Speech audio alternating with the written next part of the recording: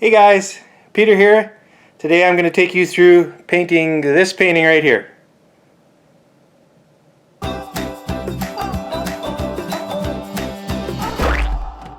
Hey, so for the very first thing I did was add some white and then just some colors in gradients around, creating the effect of my sunset. It's not blended or anything, that's coming shortly, but I'm doing both the sky and the water all at the same time, so it's just kind of like an eyeball shape. I've got markers in place where I know where the horizon is going to be. Now I'm just blending it, trying to make it as smooth and soft as possible. I'm using what is one of my favorite things for blending is golden open paints. They're called open paints because they don't dry right away. They take maybe an hour or two to actually fully dry. So they stay wet and allow me to be able to blend really well. They almost mimic oil paints. So for me, they work really, really well in the blending. Alright, so once that was dry, now I'm applying another coat of yellow and white to create a much more brilliant sky, and I'm going to be adding the clouds here right away. I want it to be a really bright and vibrant sky, but also some softnesses and soft tones that aren't quite so abrupt. So yeah, I'm applying the clouds. I won't complete the clouds at the bottom because I know that the clouds in the bottom are already going to be covered up by some grasses and flowers and stuff, so I don't need to complete all of that. Just as much as I think I'm going to need for the clouds to properly look like they're being reflected. So I'm happy with this. And now I'm going to start by building some very, very bright yellow mountains in the background. These mountains are going to be almost like they're behind the sun, which we all know they're not, but they're going to have that vibrancy as if the sun is almost shining on them, even though the sun is actually behind them.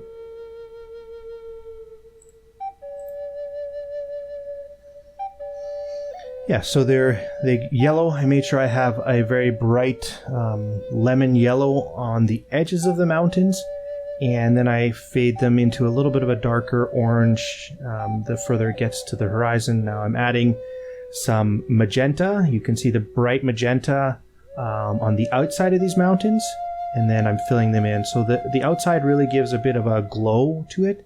On the final piece, the magenta and the lemon yellow really creates that kind of that pop, that radiant backlighting that I'm trying to achieve in this painting. So we've got the mountains with the reflection, and now I'm going to fill in an underpainting of sorts to the grasses and continue by applying a dark blue grass shadow is basically what it is. So it'll be a reflection and a shadow. Trying to make sure my strokes are straight so that when they hit the water, they also have the same reflection. Or if I'm doing an angle stroke, I'll do a inverted angle stroke, almost like greater than or less than signs. It allows it to create that effect that it hits the water, but then it's got the reflection in the same way that it would normally do in nature. So yeah, I put this whole coating of blue in there. It's starting to really come together as a painting. The reflection is really starting to stand out as a reflection. Notice that the reflection does have some very similarities to the sky, but there is a bit of a different in the hue and the brightness of some of the stuff. So we've got the blue underpainting, and we're gonna try and sharpen it up a little bit with a little bit more blue, and then I'm going to use it's almost like a dark teal. Let me check what it actually is here.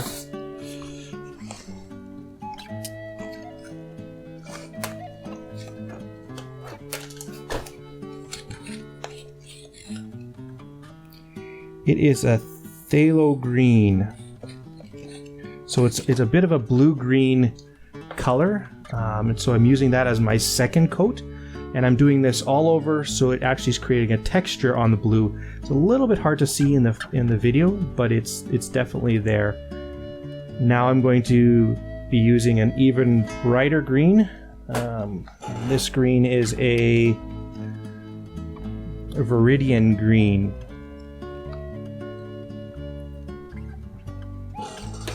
And now right at the horizon, I'm using an even brighter green. It's a monostral green. I don't know if I'm pronouncing it right. There's too many names for too many different colors. So I'm creating this green horizon and bringing it closer. Mostly what I'm doing is just the tips of the grasses. So not so much in the reflections, but mostly just in the tips of the grasses to create more of a green effect, which is what we're really going for.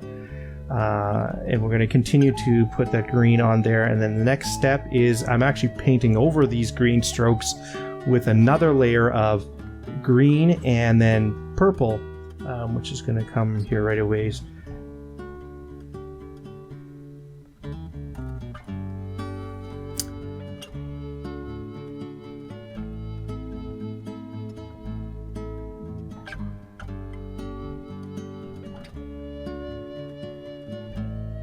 Yeah, so it's a little bit hard to see in the color variations here, but I am putting on purple and green in the grasses right near the horizon, right near the mountains.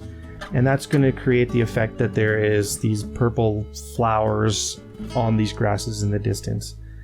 And as I bring it down, I continue to add more purple there. With the yellow brush is all the purples. I'm adding it to the ends of all the grasses that I want to create the color, the illusion of flowers. I'm using a variation of kind of a mid-tone purples to also mid-tone magentas, and a variation of those to create the variations that we need to have in all our pieces. If you paint everything the same color, all the flowers the same color, it doesn't look real. It doesn't look like it has that the natural way of things. And so it's really important to make sure that there's variation in your colors.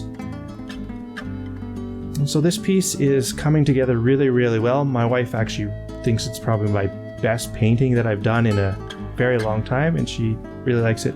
She also really likes purple, and this picture happens to have a lot of purple coming through in it, and that's something that she really likes about it.